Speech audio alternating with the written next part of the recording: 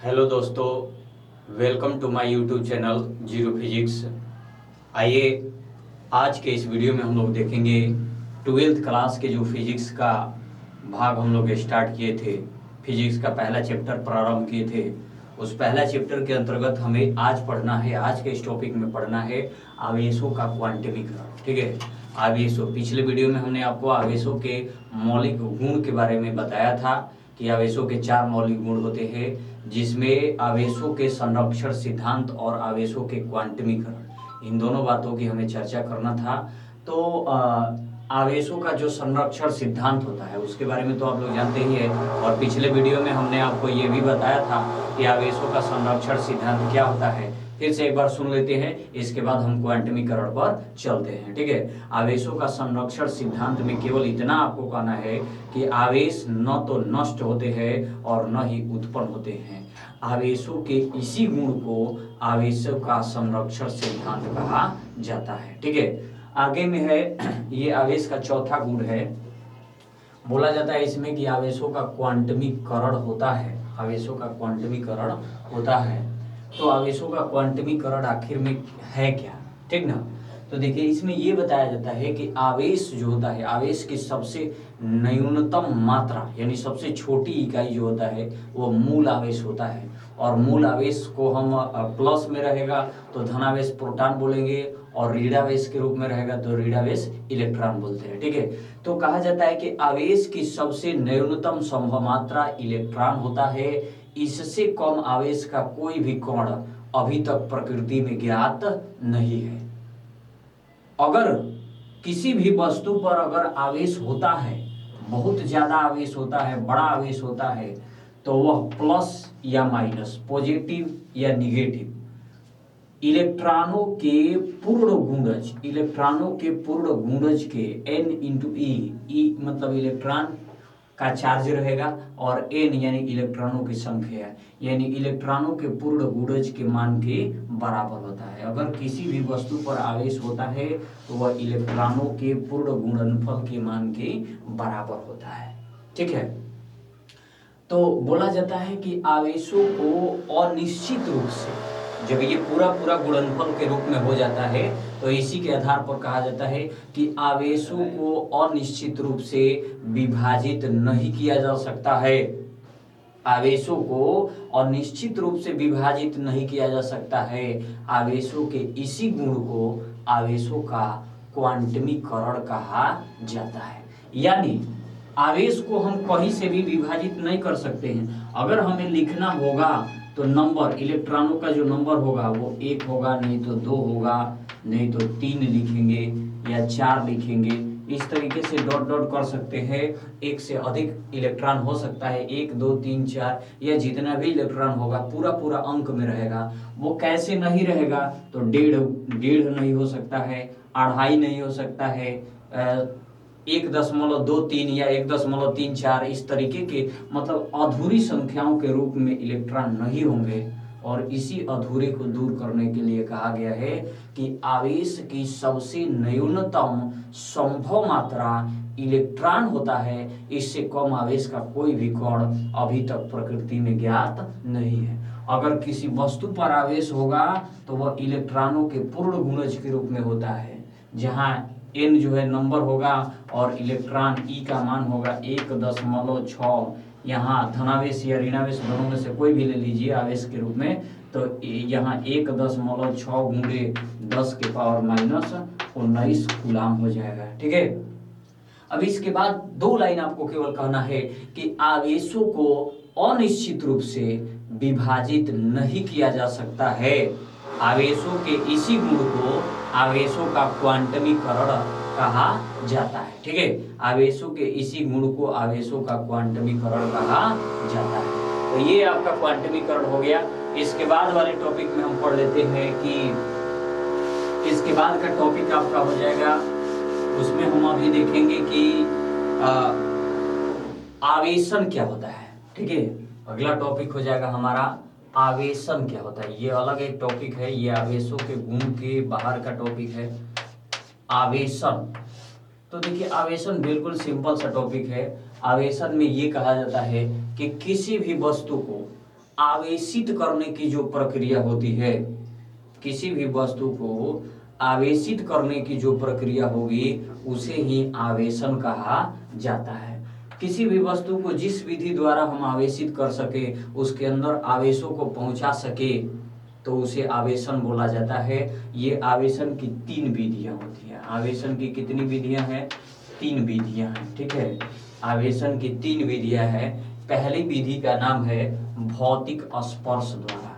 पहली विधि है भौतिक स्पर्श द्वारा। भौतिक स्पर्श द्वारा, यानी पहला विधि का नाम है भौतिक स्पर्श द्वारा। पहला विधि को आता है भौतिक स्पर्श द्वारा। जब कोई भी वस्तु, एक वस्तु आवेशित है, एक वस्तु पर आवेश है, धनावेश है, उस वस्तु के संपर्क में, उसके साथ में अगर दूसरी वस्तु को जोड़ दिया जाए, ठीक है, तो उन दोनों वस्तुएं क्या हो जाती है? आवेशित हो जाती है। संपर्क कर दिया जाता है, जोड़ दिया जाता है दोनों को एक दूसरे से, तो दोनों वस्तुओं पर, दोनों चालक पदार्थों में आवेश मौजूद हो जाता है, जिसको बोला जाता है भौतिक स्पर्श। ये तो बिल्कुल सामान्य सा है कि अगर दो वस्तुओं को, एक आवेशित वस्तु, एक अनावेशित वस्तु, दोनों को अगर जोड़ देते हैं तो उसे बोलेंगे हम भौतिक स्पर्श विधि, जिससे दोनों वस्तुएं आवेशित हो जाती है। इसके बाद चलते हैं, दूसरा टॉपिक हो जाता है, मतलब आवेशन की दूसरा विधि होती है घर्षण विधि। आवेशन की दूसरा विधि क्या हो जाती है? घर्षण, ठीक है। दूसरा विधि हो जाता है घर्षण विधि, ठीक ना। घर्षण विधि में क्या है कि जब दो वस्तुओं को एक दूसरे से रगड़ा जाए, जैसे मान लीजिए अपने हथेलियों को ही ऐसे रगड़े, एक दूसरे से रगड़ा जाता है, तो उनमें आवेश, गर्माहट की उत्पत्ति होती है। और गर्माहट की उत्पत्ति होना, गर्माहट की अनुभूति होना, इस तरीके के जो लक्षण दिखाई देने लगते हैं वो विद्युत के लक्षण होते हैं। तो जब रगड़ा जाता है, जब एक वस्तु को दूसरी वस्तु से रगड़ा जाता है, घर्षण कराया जाता है, तो उनके जो रगड़ बिंदु होते हैं, उनके जो तल होते हैं, जो एक दूसरे से संपर्क करते हैं, उनके जो रगड़ बिंदु होते हैं, उनके रगड़ बिंदु पर एक वस्तु इलेक्ट्रॉन का त्याग करती है, तो दूसरा वस्तु इलेक्ट्रॉन का ग्रहण करती है। जैसे मान लीजिए इसमें 2 इलेक्ट्रॉन है, इसमें भी 2 इलेक्ट्रॉन है, या कुछ भी हो, एक वस्तु आवेशित है, दूसरा वस्तु आवेशित नहीं है, तो इसमें क्या होगा कि एक वस्तु को दूसरे वस्तु से जब रगड़ेंगे, तो उनके रगड़ बिंदु पर एक वस्तु इलेक्ट्रॉन का त्याग करेगा, तो दूसरा वस्तु इलेक्ट्रॉन को ग्रहण करेगा। जैसे इनको रगड़ेंगे तो इनके रगड़ बिंदु पर एक वस्तु इलेक्ट्रॉन का त्याग करेगा, तो दूसरा वस्तु इलेक्ट्रॉन को ग्रहण करेगा। तो जब एक वस्तु इलेक्ट्रॉन का जो त्याग करेगा वो धनावेशित होते जाएगा, और जो ग्रहण करेगा वो क्या होगा? ऋणावेशित। इस प्रकार से दोनों वस्तुएं घर्षण द्वारा आवेशित हो जाती है। एक पर आवेश आ जाता है धनावेश और दूसरे पर आवेश आ जाता है ऋणावेश, ठीक है। तो कह सकते हैं कि जब दो उचित पदार्थों को, जब उचित परिस्थितियों में, घर्षण में हम क्या लिख सकते हैं कि जब दो उचित पदार्थों को उचित परिस्थितियों में एक दूसरे के साथ रगड़ा जाता है, तो उनके रगड़ बिंदु पर एक वस्तु इलेक्ट्रॉन का त्याग करता है, तो दूसरा वस्तु इलेक्ट्रॉन को ग्रहण करता है। जो वस्तु इलेक्ट्रॉन का त्याग करता है वो धनावेशित होता है, और जो वस्तु इलेक्ट्रॉन को ग्रहण करता है वो ऋण आवेशित होती है। इस तरीके से दोनों वस्तुएं आवेशित हो जाती है, इसलिए इस विधि का नाम दिया गया है घर्षण विधि, ठीक है। आगे चलते हैं, तीसरा विधि है विद्युत प्रेरण विधि। विद्युत प्रेरण, ठीक है। कौन सी विधि? विद्युत प्रेरण विधि। विद्युत प्रेरण विधि क्या है, ठीक ना। आइए इसको समझते हैं। इन दोनों को मैं मिटा देता हूं।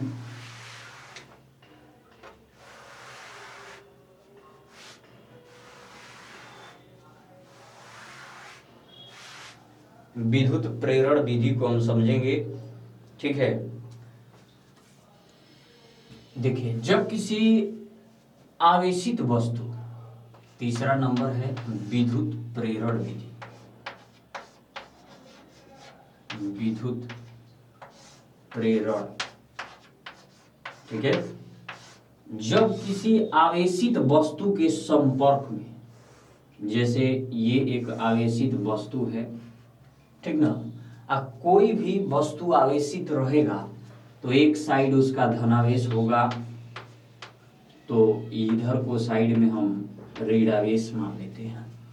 जब किसी आवेशित वस्तु के संपर्क में, आवेशित वस्तु के संपर्क में, जब संपर्क दूर में कुछ दूरी पर एक अनावेशित वस्तु को रखते हैं, अनावेशित यानी जिस पर कोई आवेश न हो। ठीक है, जब किसी अनावेशित वस्तु को रखा जाता है तो उस पर, चूंकि अनावेशित वस्तु है, अनावेशित परमाणु चूंकि विद्युतता उदासीन होता है, किसी भी वस्तु पर आवेश हमेशा मौजूद रहता है, लेकिन जितना धनावेश होता है उतना ही ऋणावेश होता है, जिसकी वजह से वह पदार्थ जो है उदासीन दिखाई देता है। लेकिन धन और ऋण इसमें भी उतना ही संख्या में मौजूद रहता है, लेकिन ये चारों तरफ वितरित रहता है, जिसकी वजह से ये पता नहीं चलता है कि इस वस्तु पर आवेश है या नहीं है। आवेश होने के बावजूद भी विद्युतता उदासीन होता है, क्योंकि आपको बताया गया है परमाणु विद्युतता उदासीन होता है।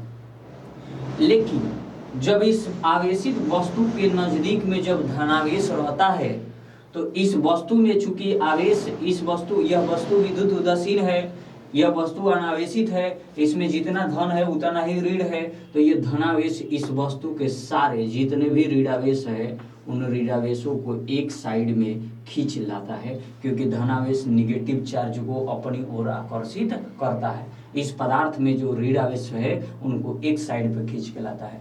जब एक साइड में लाता है तो इस पदार्थ के जितने भी प्रोटॉन होते हैं, जो धन होते हैं, वो अपने आप दूसरे साइड में, स्वतः दूसरे साइड में उपस्थित हो जाते हैं, दूसरे साइड में विराजमान हो जाते हैं, जिसकी वजह से ये प्रेरण, ये पदार्थ, ये आवेशित पदार्थ जब तक इस पदार्थ को प्रेरित करता रहेगा, धनावेश इसका धनावेश इस पदार्थ के ऋणावेश को अपनी ओर खींचता रहेगा, तब तक यह पदार्थ जो है, यह पदार्थ आवेशित बना रहेगा। जब तक ये प्रेरण करना बंद कर देगा तो यह पदार्थ फिर अनावेशित पदार्थ बन जाएगा। ठीक ना, ये प्रेरण की प्रक्रिया, ये प्लस धनावेश जो है इस पदार्थ के ऋणावेश को अपनी ओर खींचता है। जब ये धनावेश इस पदार्थ के ऋणावेश को खींचता है तो इसके दूसरे सिरे पर अपने आप धनावेश मौजूद हो जाता है, जिसके कारण यह वस्तु आवेशित हो जाती है, और यह वस्तु तो पहले से ही आवेशित है। इस प्रकार से हम कह सकते हैं कि जब एक आवेशित चालक के नजदीक किसी अनावेशित चालक को लाया जाता है तो उस आवेशित चालक के जो धनावेश है वो अनावेशित चालक के समस्त ऋणावेश को अपनी ओर आकर्षित करता है, जिसकी वजह से उसके दूसरे सिरे पर अपने आप धनावेश मौजूद हो जाता है, और यह अनावेशित वस्तु भी क्या हो जाती है, आवेशित हो जाती है। ये आपका है विद्युत प्रेरण विधि। ठीक है, अब इसी विधि को बोला जाता है विद्युत प्रेरण की प्रक्रिया। आप बिल्कुल समझ चुके होंगे। ठीक है, तो इस टॉपिक में केवल हम इतना ही करेंगे। ठीक है, इसमें दो टॉपिक हम लोगों ने कवर किया। आवेशों के क्वांटमीकरण का सिद्धांत क्या है, जो बहुत ही इम्पोर्टेंट होता है, और ये है आवेशन की विधियां, आवेशन की 3 विधियां कौन कौन सी। तो पहला है भौतिक स्पर्श विधि, दूसरा है घर्षण विधि, और तीसरा है विद्युत प्रेरण विधि। ठीक है, तो चलिए आज के इस वीडियो में इतना ही रहेगा। जय हिंद, जय भारत।